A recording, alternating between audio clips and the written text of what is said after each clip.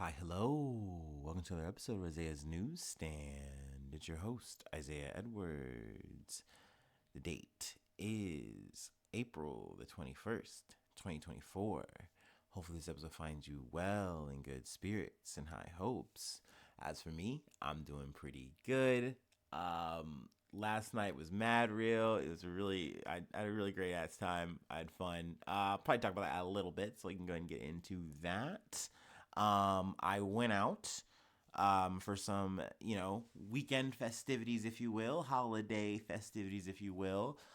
Plus, one of my friends, we celebrated his birthday. Happy birthday, Crenshaw. I know it's technically tomorrow, but whatever. You're going to get it. It's coming to you. That cake's in the mail. But no, it was a really good time. It was really fun. It was nice being out with the crew. I actually got to meet a friend that I have only interacted with online. Obviously, it's very digital millennial, but like it was so cool. They just walked in. We're in the same place at the same time. Finally, oh, it was so great. It was so fun. I'm trying to think what else. Oh, of course, it wouldn't be Isaiah's Newsstand if I didn't get into a food corner. And this one's a bittersweet symphony. I went to Tickle Pickle, and I've been there before. We talked about it. It was my first time going. The last time it was I had high reviews. I will say Tickle Pickle still good, still recommend it, but we got to get into the order. I went, and this time I wanted to just kind of get something a little bit more grounded, normal, like nothing crazy, nothing with sauerkraut on it, but like just a good burger. They had good burger before. I want a good burger now, just normal. Add bacon essentially. So I got like this one. It was called like the bread zeppelin. It had just a bunch of like normal things on it: ketchup, mayo, pickle, da da da da, whatever. Um, so I was like, okay, that and some fries. I got this Oreo shake, and the Oreo shake was so good. It was so good. The consistency was so perfect. So I was just sipping on this as like almost like an appetizer. I was like, okay, this is it's gonna be another banger, baby. So I got rolled on the pickle. They didn't have it on there. Luckily, I didn't get charged, so I kind of count that as a free whatever. Like, I know we had this communication. I thought it was locked in. Okay, these things happen. Whatever. But my main gripe, my main beef was, I, open up the burger. Looks fine on the outside. It's all good. I just take a bite out of it, and this motherfucker starts slipping and sliding. Um, it just wasn't as good as, let's say, the last burger I had, and maybe it's just down to the pick. But like I was warned prior, like almost like a cautionary tale. It's like, hey, tickle pickle is really good. Sometimes it's amazingly hit, and other times it's a little bit of a miss. And so I think I got a little bit of a miss this time. So, it is what it is. I'm sure I'll be back, to try again. We'll right this wrong, maybe. But overall, I mean, it was still a good burger. And, I mean, a burger is my favorite thing. So that's kind of why I get maybe a little bit more laser focused on that. In terms of like, oh, is this really good or is this not really good? Because this is kind of like my favorite thing. Okay, so we talked about that. Talked about my night. It was fine. It was great. Food. It was fine. It was good. The shake. Also, the shake had a really cool name. It was Oreo Speedwagon. So Anyway, let's do a startup. I'm taking the startup break. It's we definitely need to drink some Gatorade. I need to get some more hydration. Hui. Also, I wish I could take a nap at the startup, but that's not how this works.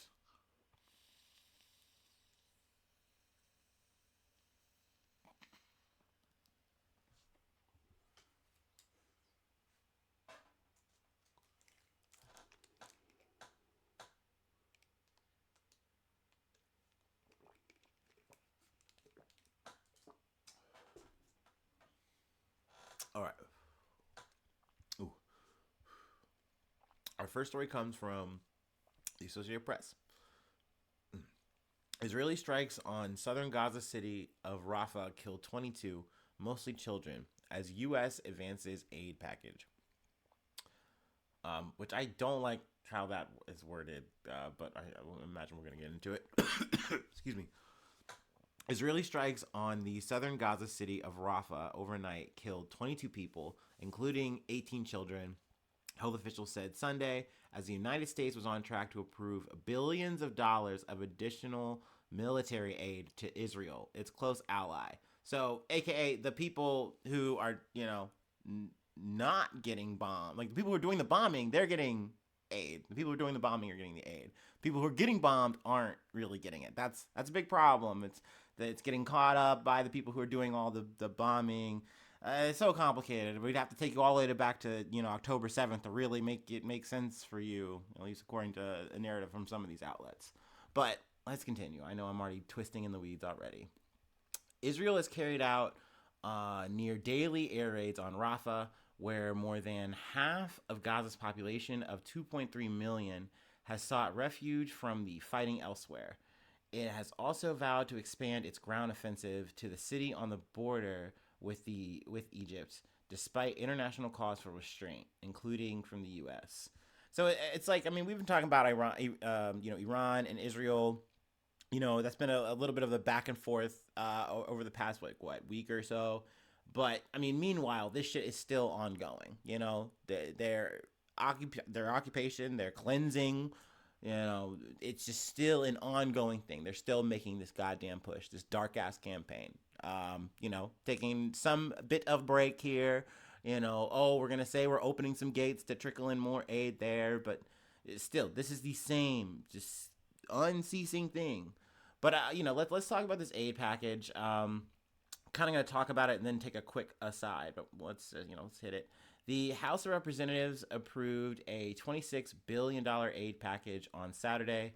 That includes around $9 billion in humanitarian assistance for Gaza. So I guess that's where they're not capping. I guess that is, legitimate there. But, I mean, that's a drop in the bucket at this point, and it's if said droplets can even get to the people who need it, if I mean by it getting crossed. I know if an IDF spokesperson or whatever, they're talking like Hamas is going to instantly snatch it up or whatever, but I'm saying no. It actually, getting into a truck, actually getting to the people is just, we've talked about that. It's just literally it's an impossible thing, damn near. Let's see here. Where did I leave off here? Which experts say is on the brink of famine. I'm sorry. The Senate could not pass the package as soon, or the Senate could pass the package as soon as Tuesday, and President Joe Biden has promised to sign it immediately. So this was a 96 or 90 billion dollar, over 90 billion dollar aid package. And it's split up between a lot of things, but mainly it is Israel getting aid. It is Ukraine getting aid. I think also Taiwan gets on the list too, for the whole thing with Taiwan and China. But I did want to kind of hop over this little bit of from also the AP. With an overwhelming vote Saturday, the $61 billion in aid for Ukraine passed in a matter of minutes in a strong showing as American lawmakers race to deliver fresh rounds of U.S. support to the war-torn ally. I think they're getting like $11 billion, or no, I just said it already. $61 billion in aid. So they're getting that much. And then the rest is kind of getting split up across that. I said, sorry. I'm a little scatterbrained. Let's see here. There's some other things that are in this main article from the Associated Press that we were on. So let's zip back to that. Sorry, I gotta zip ahead here. The Palestinian Red Crescent Rescue Service, meanwhile, said it had recovered 14 bodies from an Israeli raid in the Ner Shams urban refugee camp in the West Bank that began last Thursday. Those killed include 3 militants from the Islamic Jihad group and a 15-year-old boy. The military said it killed 10 militants in the camp and arrested 8 suspects. 9 Israeli soldiers and officers were wounded. In a separate incident in the West Bank, an Israeli man was wounded in explosion Sunday, the Magen David Adom Rescue Service said. A video circulating online shows a man approaching a Palestinian flag in a field. When he kicks it, it appears to trigger an explosive device. At least 469 Palestinians have been killed by Israeli soldiers and settlers in the West Bank since the start of the war in Gaza, according to the Palestinian Health Ministry. Most have been killed during Israeli military raids, which often trigger gun battles or in violent protests. And then, of course, like I said, they do the thing where they then continue the recap only up until October 7th, where, they tell you all the shit happens. I can't tell you how many articles I've covered where I just cut through that. It's just one of the things I kind of just... Because it's like, I've already told you that. You already know that shit happened. They only do that because, once again, it just helps, I guess, allow the reader to get a scope. But I would not say it's a proper scope. But, that is a narrative we've talked about before. And I know I'm gonna keep beating it over the head. But, part of it, I guess I just say, it's all I can do. I guess just kind of scream this shit into the ether. But let's see here. Let's move on to the next beat. It's serious, but of a drug variety. So, I feel like this is still lighter news. Maybe, an Aussie cop might tell you different. But let's go ahead and get into it. From The Guardian. Man charged over cocaine bricks washed up on New South Wales beaches. A Brisbane... I should maybe at least attempt to. A Brisbane man has been charged over a botched international drug trafficking plot to import 900 kilograms of cocaine into Australia after the discoveries of bricks of drugs on New South Wales beaches. The Australia Federal Police, or AFP, alleged the man is the Australian head of a transnational crime group operating out of Brisbane, which had been under police investigation for more than a year. Speaking to the media from Brisbane on Thursday afternoon, Department, I'm going to say SBT, Adrian Telfer, said the man's arrest would be a significant disruption to Australia's drug market, including organized crime. They always say that shit. They always like, oh yeah, but more times than not, these guys just get replaced by just either another head, or the outfit just gets switched by another outfit or absorbed by another. There's always just another fucking fish to take over. But speaking of fish, we should continue. He alleged the failed plot was believed to be linked to a string of cocaine bricks that have washed on the NSW beaches since December of 2023. So yeah, this was a revelation to me that this has been happening, I guess, since end of last year, that these, just bricks of cocaine have just been kind of just like wafting onto the shores. And I was listening, I think, it was BBC that I'd heard this off of initially, where they're like saying, hey, we kind of expected this, like we had an idea. They were kind of playing their cards close to their chest. So the initial article I was reading was kind of just talking about like theories of how this could happen, of like, well, maybe there was like a kind of contraband situation and like it leaked because some of the contraband leaked. Or maybe even it was just like a certain kind of just like a transactional thing where they get it from one thing, they kind of drop it like from person to person once it gets to a certain spot. That kind of thing could have happened. Just potential weather. There was a whole lot of things on the table, but more or less, I think the weather thing kind of wound up happening, and they kind of just lost these drugs in transit, and fortunately, it kind of winds up on the wrong shores. But let's see here. Telfer alleged that in November of last year, the man coordinated the importation of 900 kilograms of cocaine on an international ship into waters off of Brisbane's coastline. He alleged the cocaine was intentionally dropped into the ocean. The drugs had an estimated street value of $617 million. For some reason, I feel like that's not that much. Like, I know that the drug market can always change. I know that, like, cocaine is definitely, like, bigger, sometimes not as big other times. But, like, I don't know. Like, and I know $617 million is a lot of money.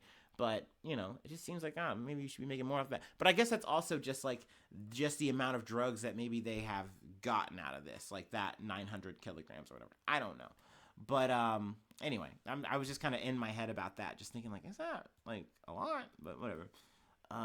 When the police learned his collection was unsuccessful, a coordinated search was undertaken by all of our partners. However, the drugs could not be located. Ultimately, as soon as we suspended our search, we notified authorities in New South Wales that the cocaine could wash ashore down there. Approximately 6 weeks later, that's exactly what we saw. I'm actually thinking now, it might not have been the BBC where I heard this. It might have been Start Here. They all kind of meld together, but I'm sure I got it from one of them. And, obviously this article now. But, let's see here. At this stage, 256 kilograms has been washed onto the beaches across New South Wales, suggesting there is more out there. So more to come. If you can get lucky, there you go. You got that fucking white gold out there just fucking hanging out. But granted, I would imagine don't do that. I'm not suggesting do that, obviously. That's a big no-no. It would definitely get you into a lot of trouble. If not, from the authorities, then, potentially, from the ne'er-do-wells. I don't know. But yeah, it's bad news bears. Don't fuck with that. It's not worth it. Let's see here. He alleged as early as March this year, the man conspired to import 450 kilograms of drugs into Queensland via a bulk carrier, with a further 556 kilograms of cocaine identified as coming into a remote town in WA. Let's see here. What else do we want to pull? I feel like we're good here. I feel like we can call that covered. Yeah, it was a fun little drug story. I felt like that was nice to cover on a Sunday. Let's go ahead and hit the next beat. Safe to return to area. Shelter in place lifted Sunday after train derails Saturday night in Wyoming. So this is getting a little bit closer to home. A little bit of an Ohio story. All businesses and parks will open Sunday, and residents are no longer asked to shelter in place following a train derailment in Wyoming Saturday night. And yes, I covered this because we haven't covered a train derailment in a while. I kind of missed it. So I was like, yeah, let's put it on the fucking books. I don't know, that sounds maybe fucked up to say that, but I'm doing a little, train stuff. I don't know, I miss trains. In a post on Facebook, the city of Wyoming says CXX has removed the damaged rail cars from the tracks and placed them on a vacant lot in Lockland. CSX will continue to repair and replace the damaged tracks with hopes of having them open to traffic later on Sunday or by Monday. Let's see here. It all happened at around 8 p.m. when the train's cars derailed between Wyoming Avenue and Cooper Avenue, one of them leaking its contents, white plastic pellets called hop flake powder. We're told those are not hazardous or flammable. So, hopefully we're not talking something that's environmentally dangerous, but it didn't sound like it was. It's not like we're doing like the, East Palestine, fucking Fallout Plume situation. Officials initially issued an evacuation order for anyone within 500 feet of the derailment, but have changed it to a shelter in place while crews work. So yeah, it looks like it seems to be relatively mild. Let's see here. Yeah, I feel like we'll call we'll call that's good. That's good. Well, let's go ahead and pull it into station. I'm tired, y'all. I feel like maybe you can hear it in my voice. But let me go ahead and take my last break, and then we'll pull this into station. And this is a good story. It's nice and light. I feel like we've had a hard week. At least news-wise, it's been a lot. Lots of things to cover, and most of it not very nice. Not nice. So I wanted a good wholesome story, even though we got to go through it a little bit. So let's just go ahead and do our last break.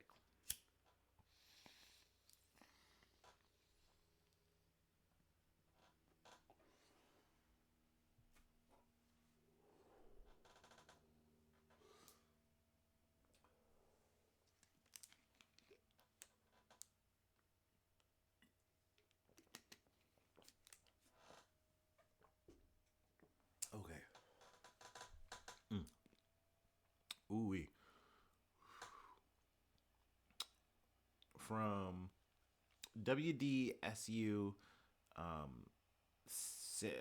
think it's like NBC6, maybe something like that. News, whatever. That's kind of the source. WDSU6. Yeah, there you go. Count it. New Orleans.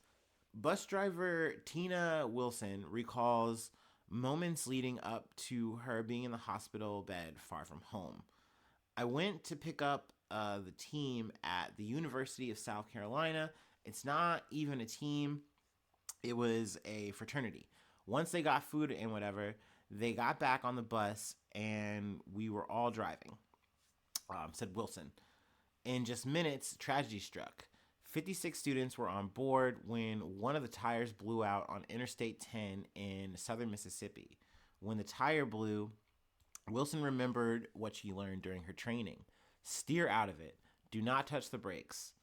She stood up to hold on to the wheel to keep the bus from flipping, which sent her flying through the windshield. Good Samaritans rushed to see if she was alive. So that's obviously very scary. That's very traumatic, but super just admirable that she had that instinct and that nerve to be like, look, I'm trained to do this. Like, I gotta make sure that I don't hit the fucking brakes, that I do this. And then having that, like, extra wherewithal to be like, I'm going to have to, like, lean in to make sure that this thing stays upright. I gotta do my best here. And, you know, I mean, literally then she winds up being just flown through the bus. Like, oof. She thought I was decapitated and dead, and her husband rolled by slowly. He looked in the side view and said, "Mary, she's alive. Her legs are moving." And that was from Wilson. 9 students were taken to a local hospital, while the bus driver and another student were airlifted from the scene in critical condition. The crash left Wilson with some of the worst injuries, but considering what could have happened, she says she'll take it. Let's read this last bit from her. I have a lot of road rash. It was a traumatic injury, and that's why I'm in the burn unit. I have all down the left side of my back, my left arm. I have on my breast and my right, which was really just scraped on the ground. Like, it's excruciating. Counting her blessings not once but twice, and grateful to live to tell her testimony. I can walk away and be thankful that I've never had a casualty on my watch. So, like, it's just, she was just eagle-eyed, like, vigilant, like, this was my job, and, you know, I'm really glad that I did my best, and, like, no one died, you know what I mean? Like, and at the end of the day, like, this is one of those things where it's not her fault. I feel like there's some angry fucking conservative, like, troll who's like, oh, DEI issue or something. I don't know. Like, maybe I'm cooking up the monsters now, but, like, it's crazy that these freaks are out here just ready to, like, blame people just because of the color of their skin or, you know, whatever the fucking reason. And literally, like, a person like this is like, I'm doing the best I can here. Like, you know what I mean? It's fucking wheel burst, and I'm fucking 10 to 12 hitting that shit. So, kudos to her. Flowers to her. I'm glad she's all right. I'm glad, you know, I wish her the best recovery. So yeah, I mean, that's where we're gonna close it out. That's where we will leave it for today, for the weekend. I really hope you had a good one. I really hope you've enjoyed it. Hopefully you've enjoyed the content. Hopefully it's been, you know, good enough. You know, that's really what we're trying to do. And I know maybe you should aspire for better if you want more and better, Isaiah. Well, it's like, you know, aren't we just here? Aren't we just trying to strive and do our best? But, you know, really, sometimes our best is just clocking in. I don't fucking know. I'm not Miss Wilson. I'm sorry. You know, I'm not gonna be standing in to, you know, save the bus. I'm just not that guy. I'm not that podcaster. But thank you so much for tuning in, and thank you so much for being a friend. And hopefully I see you soon for some more good news. I love you. Bye. Mwah.